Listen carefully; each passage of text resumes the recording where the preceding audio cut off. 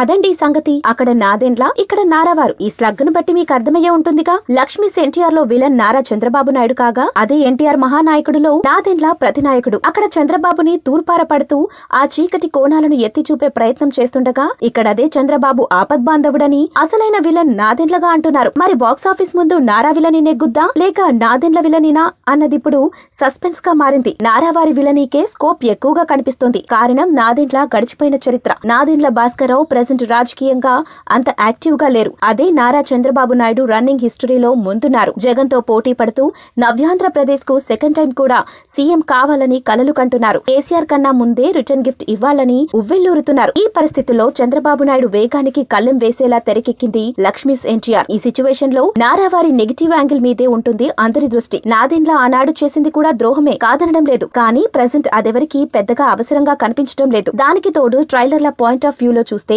ఎన్టీఆర్ కథానాయకుడు సీతారాముల కళ్యాణం చూతం రారండి అన్న స్టైల్లో ఉంటే, లక్ష్మీస్ ఎన్టీఆర్ ఆనాటి రాజకీయ రసకందాయాన్ని కళ్లకు కట్టిస్తూ కుటుంబ కుట్రల చిత్రంగా ప్రేక్షకుల ముందుకి రావడం చూసిన జనం ఏది హిట్ అవుతుందో ఏది ఫ్లాప్ అవుతుందో ఇప్పటికే ఓ క్లారిటీకి వచ్చేశారు. మహానాయకుడిలో చంద్రబాబు చేసింది చాణక్యమని, తమ తండ్రికి పొడిచిన వెన్నుపోటులో ఒక అర్థముందని, నాదెండ్ల చేసిన ద్రోహమే తమ కుటుంబానికి అసలైందని చూపించే యత్నం చేస్తున్నట్లుగా తెలుస్తోంది. సరిగ్గా ఇదే సమయంలో తానిస్తున్న కొన్ని ఇంటర్వ్యూలలో నాదెండ్ల భాస్కర్రావు ఎన్టీఆర్ ను చంద్రబాబును తూర్పారపడుతున్నారు. ఇవి కూడా ఒకందుకు టీడీపీకి మైనస్ కానున్నాయి. ఇక లక్ష్మీస్ ఎన్టీఆర్ లో నారా చంద్రబాబే మెయిన్ విలన్ గా లక్ష్మీ పార్వతి బూచీగా చూపించి నందమూరి వంశాన్ని శాంతం సర్వనాశనం చేయడాన్ని చూపుతున్నారు. ఇదంతా చంద్రబాబుకు నష్టదాయకంగా తెలుస్తోంది. ఈ నష్టాన్ని ఎంజాయ్ చేసేందుకు జనం క్యూ కట్టేలా కనిపిస్తోంది. అందుకే ఈ రెండు విలనీల్లో నాదెండ్ల కంటే నారావారి విలనియే ప్రేక్షక జనానికి అత్యధికంగా నచ్చేలా తెలుస్తోంది. అందుకు కారణం మహానాయకుడిలో నారావారి వెన్నుపోటు యాంగిల్ ఎలాగూ దాచిపెడతారు. వైస్రాయ్ ముందు చెప్పులు విసరటం, లక్ష్మీ పార్వతిని తిట్టడం, కొట్టడం,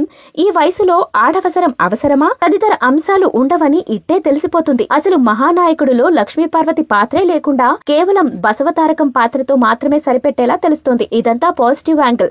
ఇందులో జనానికి అవసరమైన కంటెంట్ ఉందనుకోవడం తప్పే అవుతుంది. కేవలం కొందరంటే కొందరికి మాత్రమే తెలిసిన నాదెండ్ల చాటు రాజకీయాన్ని హైలైట్ చేస్తున్నట్టు చెబుతోంది ట్రైలర్. దీంతో ట్రైలర్ తో పెరగాల్సిన ఇంట్రెస్ట్ కాస్త తగ్గినట్టు కనిపిస్తోంది. ఇప్పుడు ప్రేక్షకుల ముందున్న ప్రశ్న ఏంటంటే, నాదెండ్ల విలనీ ద్వారా సంతృప్తి చెంది మహానాయకుడు సినిమా చూడాలా లేక నారా చంద్రబాబు నాయుడు విలనీని చూసేందుకు లక్ష్మీస్ ఎన్టీఆర్ కు ఎగబడాలా అని ట్రైలర్ల వేరియేషన్ ని బట్టి చూస్తుంటే నాదెండ్ల విలనీ కాస్త చిన్నబోయేలా కనిపిస్తుంది. నారా విలనీయే లక్ష్మీస్ ఎన్టీఆర్ ను ఎక్కడికో తీసుకెళ్లేలా తెలుస్తోంది. అంటే చంద్రబాబు నాయుడు ఇక్కడ కూడా హిట్టేనన్నమాట. ఏది ఏమైనా ఈ రెండు పోటాపోటీ చిత్రాల్లో విజేత మాత్రం ఒక్కటే అవుతుంది. మహానాయకుడు కూడా కథానాయకుల్లా కూల్ అండ్ కామ్ గా ఉండేలా చెబుతుంది రీసెంట్ గా రిలీజ్ అయిన టీజర్. అదే లక్ష్మీస్ ఎన్టీఆర్ పవర్ఫుల్ కంటెంట్ తో జనాన్ని నేరుగా వెళ్లి తాకేలా తెలుస్తోంది. అందుకే ఈ రెండింటిలో ఏది హిట్టో ప్రత్యేకించి చెప్పక్కర్లేదంటున్నారు కొందరు సినిమా పండితులు.